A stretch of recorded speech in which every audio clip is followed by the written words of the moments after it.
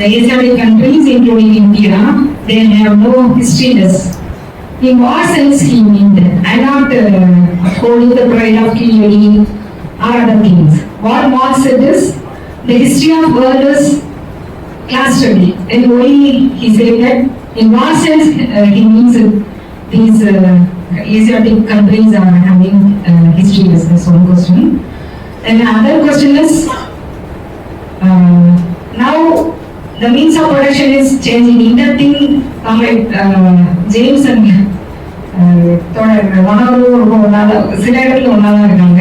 the means of production is now changed, vastly changed.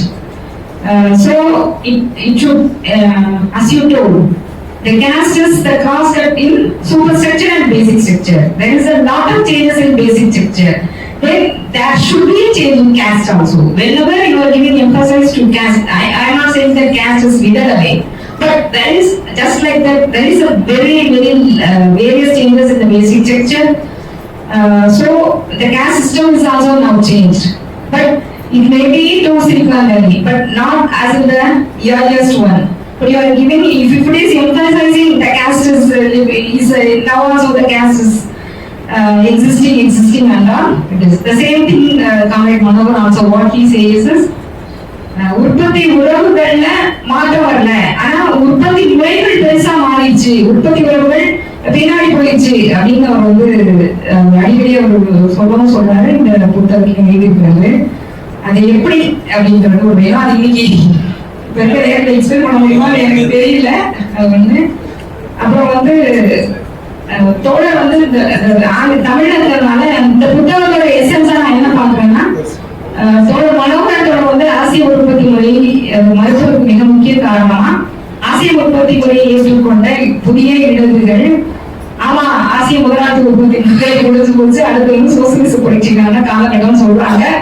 அதனால ஏன் வந்து ஆசிய உற்பத்தி முறை இல்லை அப்படின்னு அந்த இடத்துல இருந்து எடுத்துக்கிறதா நான் வந்து பாக்குறேன். அது தோழருக்கு வந்து அது முன்ன போயிட்டா இல்ல ஆசிய அவங்களோட நாங்க தான் வந்து சோசியலிச புரட்சிக்கான காலகட்டம் சொல்றோம். அது ஆசிய உற்பத்தி முறையை ஏற்றுக்கொண்டதுனால அல்ல, அதுக்கு இன்னும் பல்வேறு காரணங்கள் இருக்கு. இன்றைக்கு இருக்க அரசு முதலாளித்துவ அரசை தூக்கி எறியணும் அப்படின்றதுதான். மெய்யான ஜனநாயகம் வந்து சோசியலிசத்துல தான் வரும். நீங்க 1000 ஜனநாயகத்துக்கு முன்னாடி பின்னாடி தேசிய ஜனநாயகம், மக்கள் ஜனநாயகம், இன்னும் என்ன வேணா போட்டுக்கலாம். ஆனா என்ன சொல்லியிருக்காங்கன்னா, மெய்யான ஜனநாயகம் வந்து சோசியலிச புரட்சி தான். அந்த ஜனநாயகம்லாம் வந்து அது சார்புள்ள ஜனநாயகம் தான். எல்லாமே பேச முடியுமா எனக்கு தெரியல. தோழருக்கு வந்து அதை நம்ம வந்து எக்ஸ்பிளைன் பண்ணிருக்கோம் இந்த விஷயத்த. அதனால அவர் அந்த ஒரு விஷயத்துக்குள்ள தோழர் வந்துட்டாரு அப்படின்னு நினைக்கிறேன்.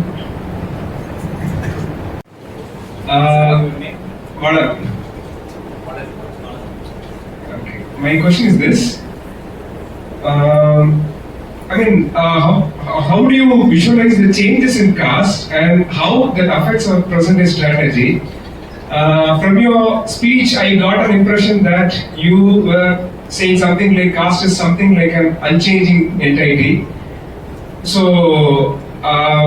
what should we infer about the changing nature of caste in neoliberal scenario, and how that should influence our strategy? Do you say something like, is it annihilation of caste a prerequisite for class struggle? So that's my question. Is it a prerequisite for class struggle in your point of view? So how do you evaluate which one takes precedence over the other, class or caste? So what is the approach? That's my question to Comrade James. அடுத்த தோழர் மனோகரன்ட்ட வந்து கேள்வி என்ன அப்படின்னு கேட்டீங்கன்னா, அவருடைய அந்த யூனிலினியாரிட்டி பத்தின அந்த கொஸ்டின், ஒரு வரலாற்றுடைய ஒருபடித்தான போக்கு அப்படின்றதுக்கான ஆதாரம் வந்து எந்த நூல்கள்ல இருக்கு அப்படின்ற கேள்வி. இப்போ பலபடித்தான ஒரு வளர்ச்சிக்கு வந்து காம்ரேட் ஜேம்ஸ் வந்து சொன்னாரு, அந்த ஒரு எல்லாத்துக்கு மேல திறவுகோல் வந்து இல்லை அப்படின்றத சொன்னார் இல்லையா? அப்ப யூனிலினியாரிட்டிங்கிறத நம்ம எங்க இருந்து எடுத்துக்கிறோம் அப்படின்றது. In fact what I think is the whole day, the debate of the whole day revolves around one single point. That is the difference between two ideas, unilinearity and multilinearity of history. So rather than the Asiatic mode of production, that's what I infer.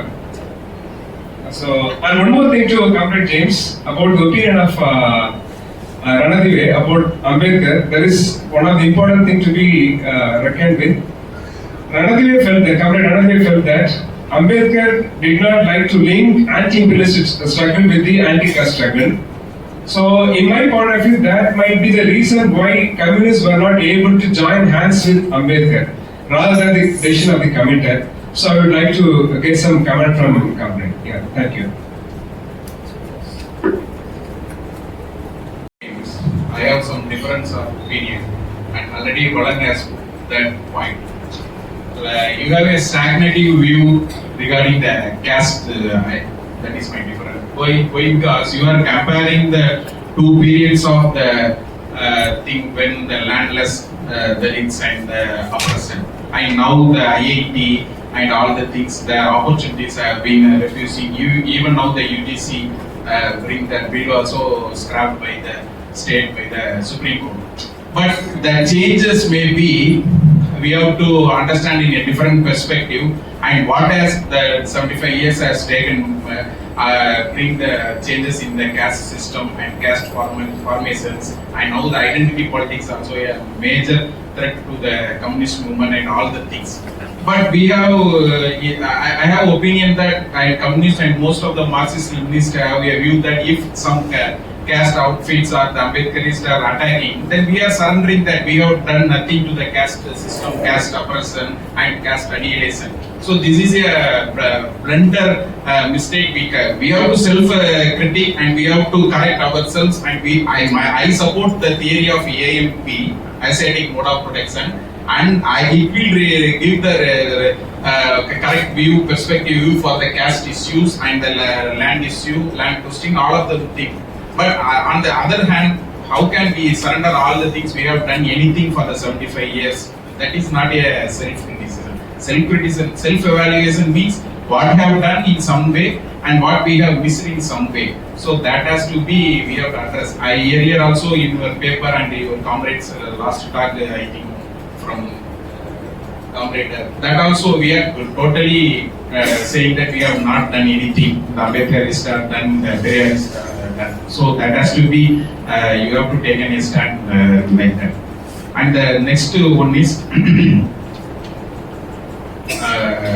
for the Manoharan தொடர்ந்து மனோகரன் கேள்வி கேட்பதோட இந்த புத்தகத்தை முழுமையாக நான் படித்து பார்க்கக்கூடிய ஒரு வாய்ப்பு கிடைக்கும் போது அந்த தோழத்தை நான் தனிப்பட்ட ரீதியாக தொலைபேசியில் பேசும்போது கூட அந்த ஒரு எழுத்து முறையும் பல விஷயங்களும் அந்த படிக்கிறதுக்கு நமக்கு ரொம்ப ஒரு இதாயிடுச்சு. ஏன்னா மார்க்ஸை அந்த தலைவியில் மார்க்ஸ் நிற்கிறாரு திருப்பி நிறுத்தணுன்ற மாதிரி ஒரு இலக்கு வச்சு வேலை செய்யற மாதிரி பல இடங்கள் அதை பேசுனதுங்கிறது இதா இருக்கு.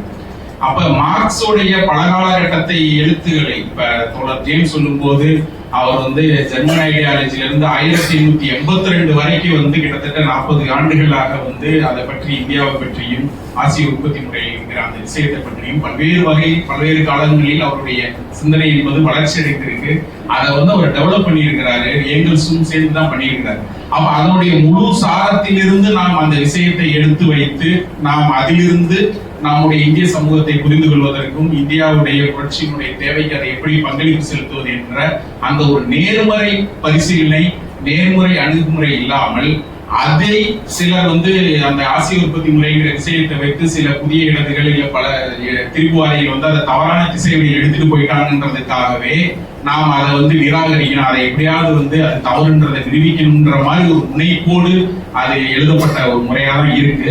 அது உங்களுடைய இப்ப மட்டுமில்ல ஏஎம்கே காலகட்டத்திலேயே உங்களுடைய அந்த காலனியம் பற்றிய புத்தகத்தை கூட நான் இதை ஒட்டி படிக்கும் போதே அப்போதுல இருந்தே அது ஒரு சிலர் சொன்ன கருத்தை வச்சுக்கிட்டு ஒரு முடிவுக்கு மார்க்ஸ் தவறிச்சிட்டாரு, மார்க்ஸுக்கு போதிய விவரம் இல்லை, மார்க்ஸுக்கு போதுமான அறிவு அண்டர்ஸ்டாண்டிங் இல்லைன்ற மாதிரி அதை ஒரு தட்டி விட்டுட்டு போற முறைதான் இருக்கு. அப்ப இது எப்படி 1931ல அது என்ன காரணங்களுக்காக சர்வதேச அகிலத்தினுடைய அந்த கான்பரன்ஸ் முடிவெடுத்தாங்கன்றது எனக்கு தெரியல. ஜேம்ஸ் தோழர் விளக்குனாரு, அதை பற்றி நமக்கு இல்லை. ஆனாலும் அதுல எப்படி அதை மொத்தத்துல அதை நிராகரிச்சு அதை முடிச்சு போட்டு மூட்டை கட்டினாங்களோ அதே மாதிரி இப்ப செய்ய முடியுமான்னா அப்படி முடியாதுன்னு நான் நினைக்கிறேன். ஏன்னா அதுக்கப்புறம் கிடைக்கப்பட்ட பல விவரங்களும் தரவுகளும் நாம் அதை மீண்டும் சீர்தூக்கி சரிபார்த்து வர வேண்டிய தேவைதான் இருக்கு. கிட்டத்தட்ட அதை நான் ஏற்கனவே இந்த எஸ்ஓசி அமைப்பு அதை தவறு விட்டுட்டாங்க.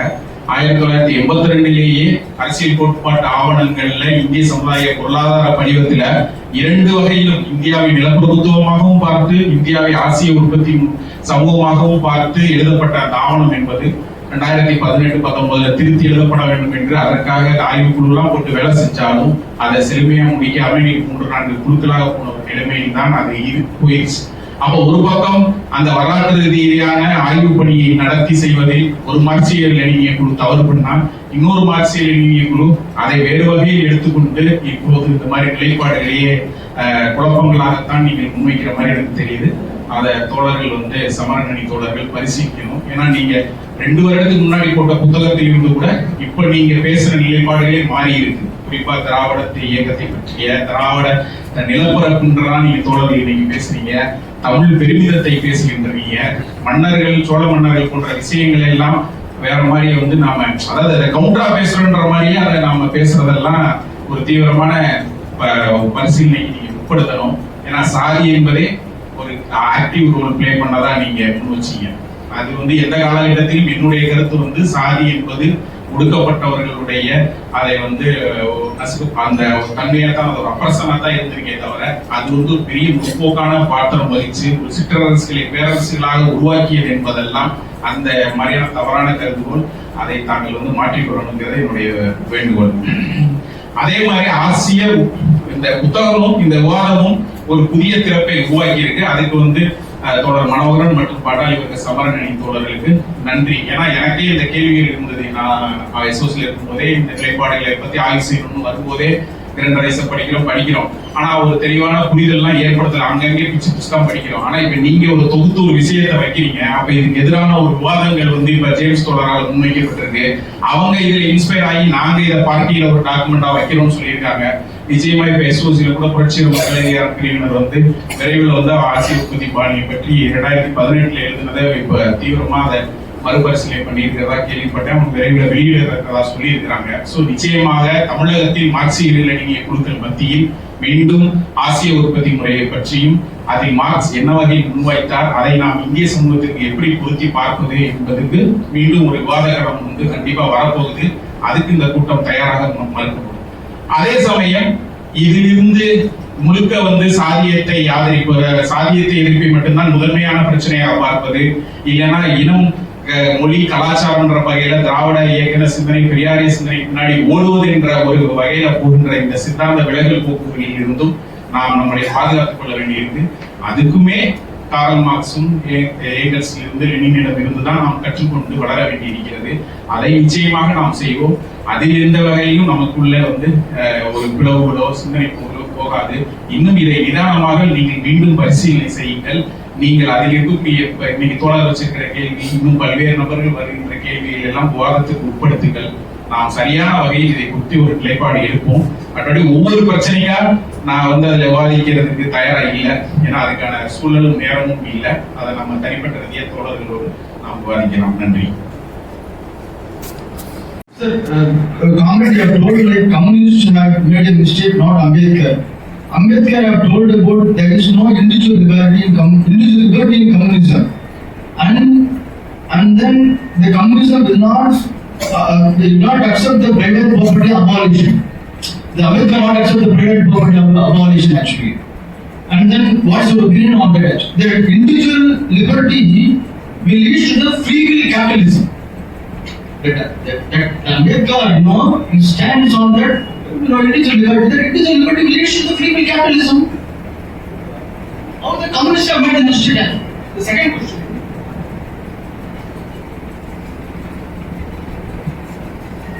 Marx have commented about India, like Indians are semi-barbarians, and they are worshipping monkeys, trees, and mountains. Here, the people are here. My opinion on about India, the people are fine-tuned and harmony with the nature actually. And then how will you say like that Indians are semi-barbarians worshipping trees, monkeys, and rivers, mountains? I think it's not a fair statement. I think so. I think I did okay, better than from yours. And long debate to arrive at more clarity on the questions raised here. I am not saying that everything is finalized, everything is settled, no. So from that perspective only I am commenting. Some questions came that the central question was Asiatic mode of production, the discussion. We deviated from that That I have already said. I have tried to be concentrating on Asiatic mode of production and relating with the caste. My understanding is that Asiatic mode of production's relevance, my understanding, my approach is that the relevance of Asiatic mode of production in India is with respect to caste. That is why I always concentrated on caste in the discussion on Asiatic mode of production. For that I have already stated mass quotation that this the caste is the solid base of Asiatic mode of production. That is mass solid foundation. That is mass position. It is written in 1853. The future results of British rule in India. In that article, it is written. This is Asiatic mode of production. The solid base of Asiatic mode of production is caste. That is what. So that is why I linked this caste and Asiatic mode of production. That is the explanation. So that is why, that is from the starting point. In between, I clearly stated that by the end of my speech only, I referred to another point, that 1943 Communist International dissolution. I referred to 1943 Communist International dissolution towards the 5 minutes of my speech. For the reason I have explained, because Manoharan sent me a gist, a summary of their book I have explained. In the summary of that book, there is a sentence on the dissolution of Communist International in 1943. On that question, I have my position. And that is already, CPIM and Red Star had already taken a position that it is wrong. And so we have stated in our program. That is why I commented on it. On that question also we can debate. That is not a final question. So only then I deviated. All questions I was linking with in my discussion, this Asiatic mode of production, caste question and the Indian social situation and everything connected with that. That was my presentation, and I told you I have very limited time. No time is there for a discussion, and you are asking many questions, but we have no time. That is the problem. Many questions are there. Even Commander Manohar also said that I haven't commented on many things. Where is time? I have asked you to stop it. Then how can I say? So if you give my time, I will explain. That is my first comment on that.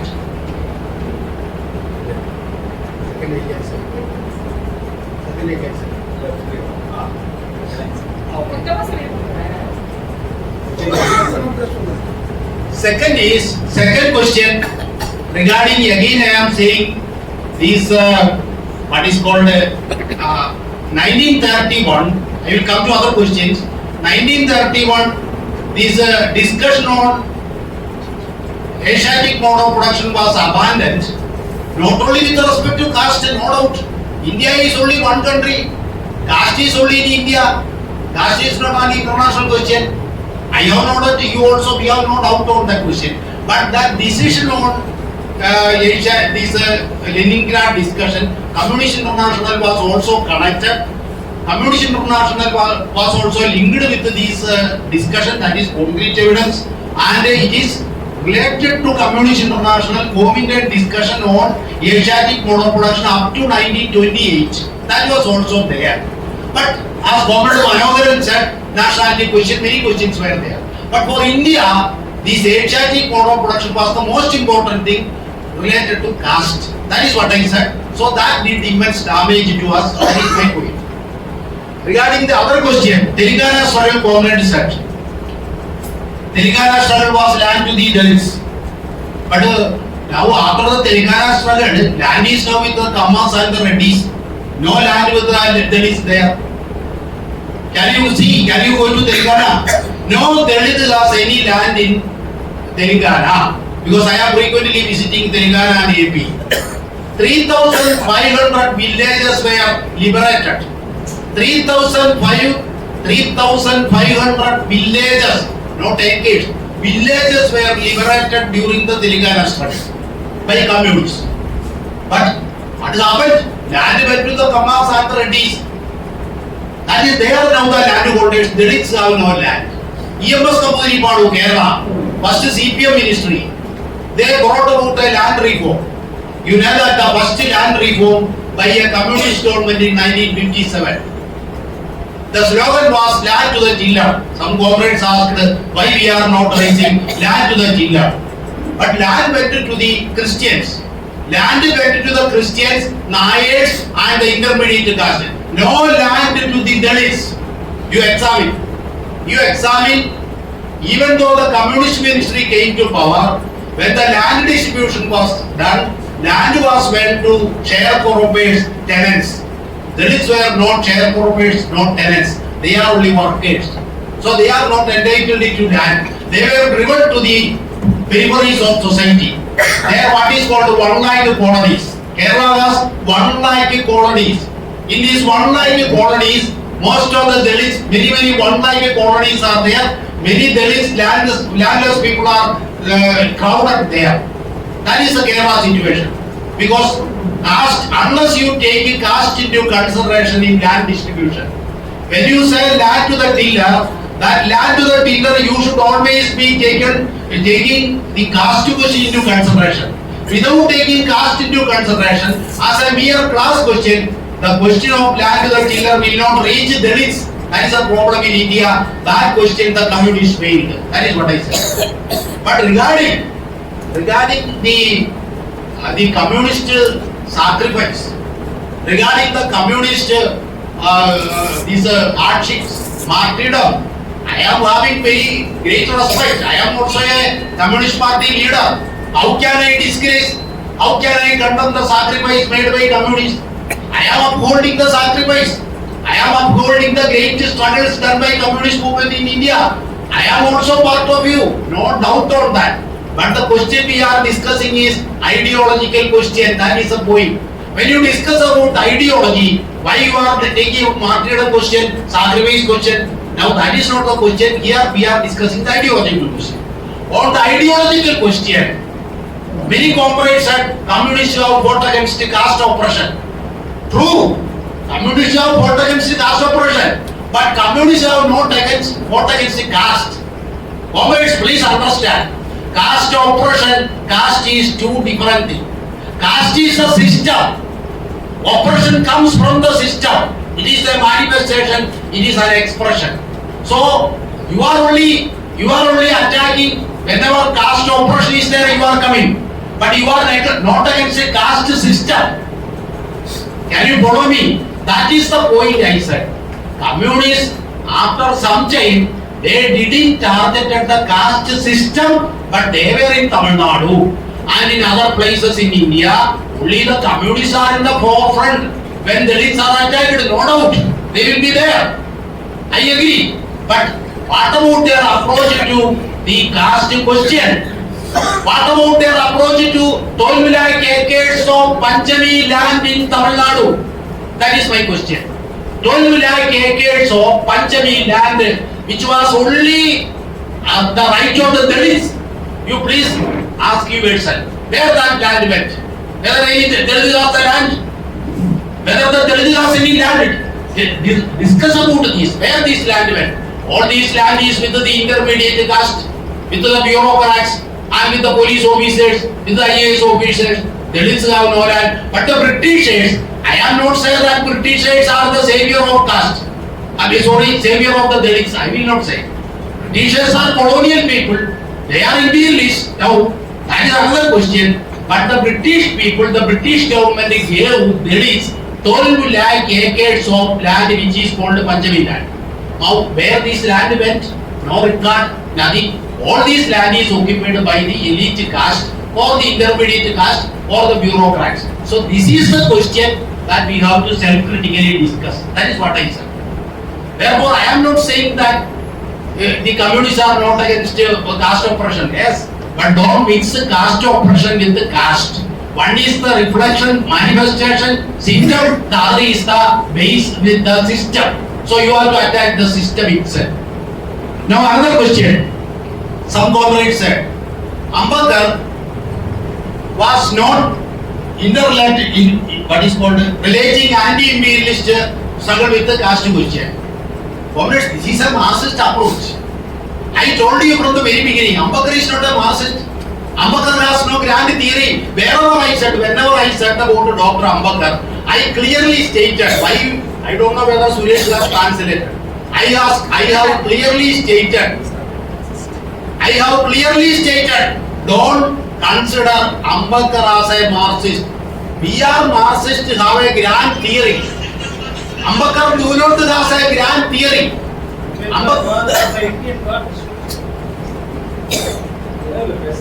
Ambedkar do not have a grand theory like a communist. That is my position. The communists have a theory explaining the whole world, changing the whole society, transforming it into a more higher stage of development, ultimately to communism. That is Marxism. Ambedkar has no such a theory. Don't ask Ambedkar why you are not like us. Then what is the difference between Ambedkar and communists? I am not saying that Ambedkar is a Marxist. The problem is that we could not handle. That is what I am saying. We could not handle those comrades who asked the question.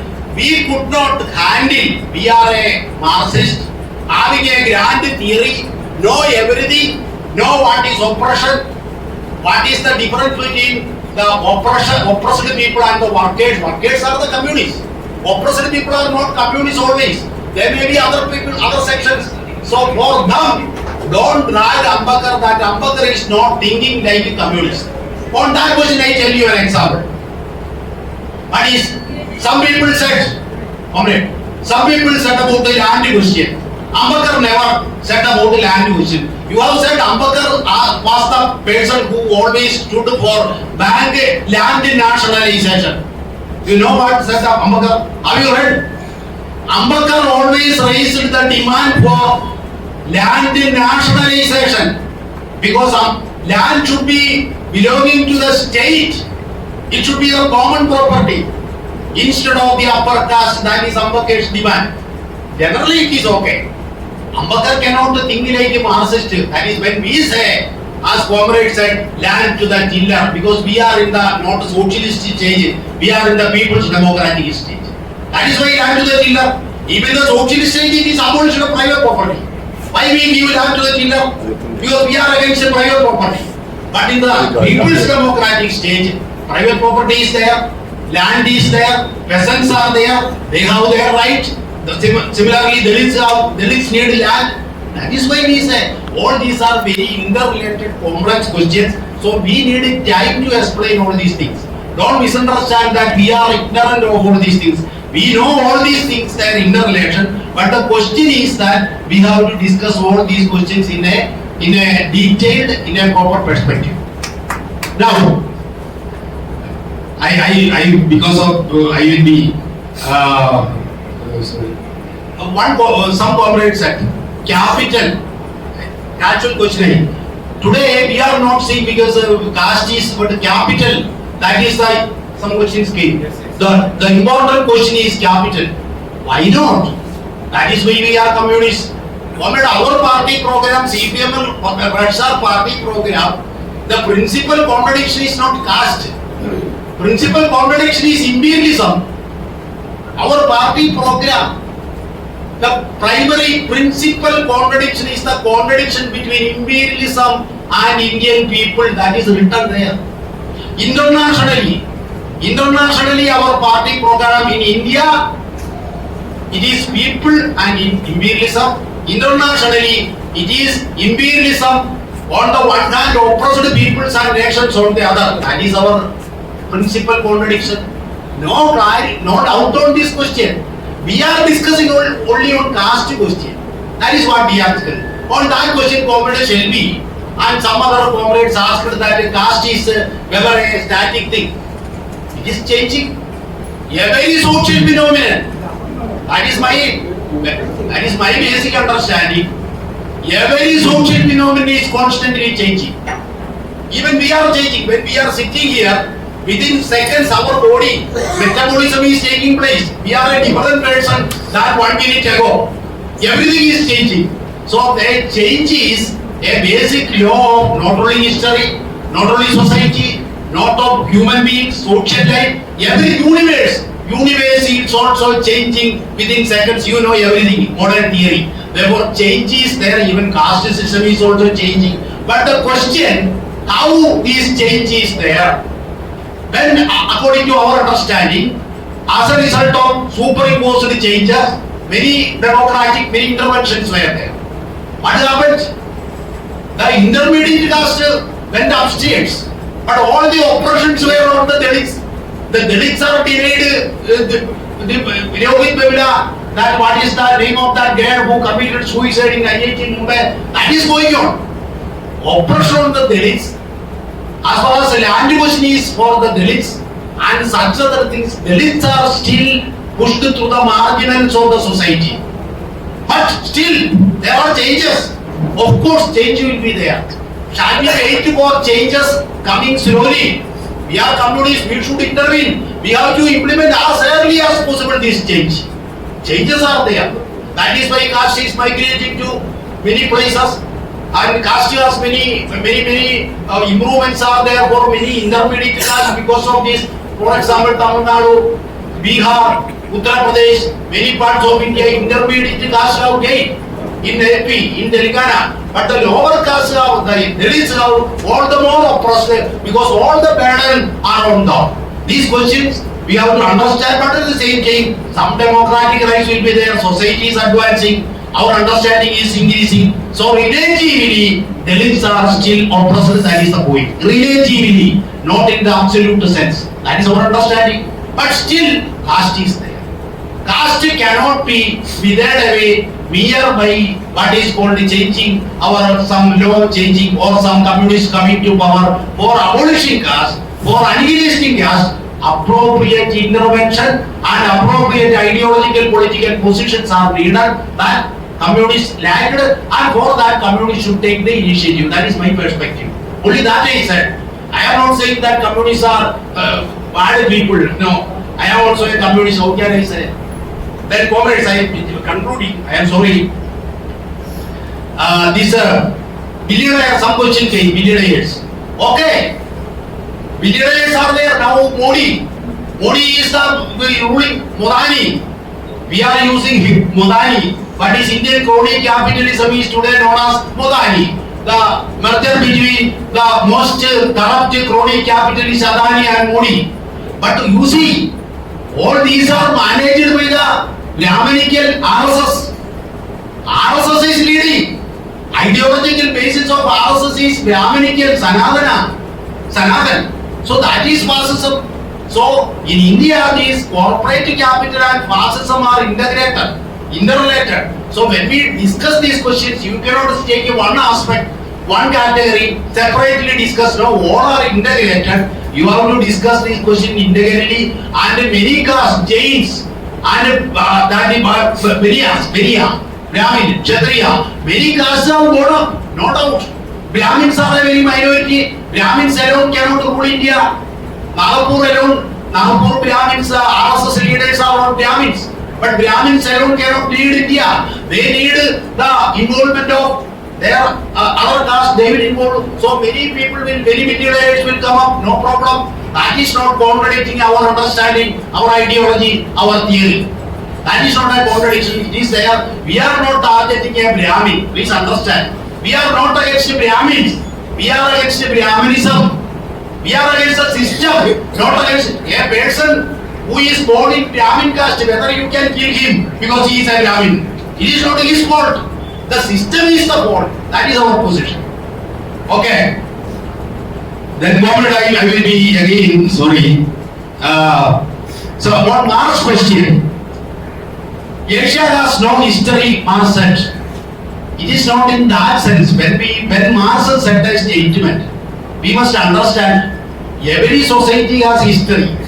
Marx is saying Asia do not have a history, whether history will not be over. No. Marx said in a specific context that Asia has no, India has no history as understood in the Western context. Here it is a closed system because of the caste system. That is why Marx said the despotic system where nobody can enter, whether nothing can come out. It is a closed, it is a static system because of the caste system. That is what Marx. That doesn't mean that we know. We know there were great struggles, Buddhist struggles. Shankaracharya came, hundreds of thousands of people, Buddhists were murdered, eliminated. Brahmins, they carried out the slaughtering all over India. But there were the Bhakti movement, the anti-Brahminic movement, many movements were there, many struggles were there. And these are facts of history. But why we impose Marx on all these things? Marx hadn't understood about all these things. Marx hadn't understood about unity. Marx has not understood about Tamil. Can you say like that? Don't say like that. Marx is not a god. Whatever he had, based on that he formulated certain concepts. That concepts are useful for us. We have to appropriately develop it and use it. That is my position. And comrades, I am now concluding. One more thing.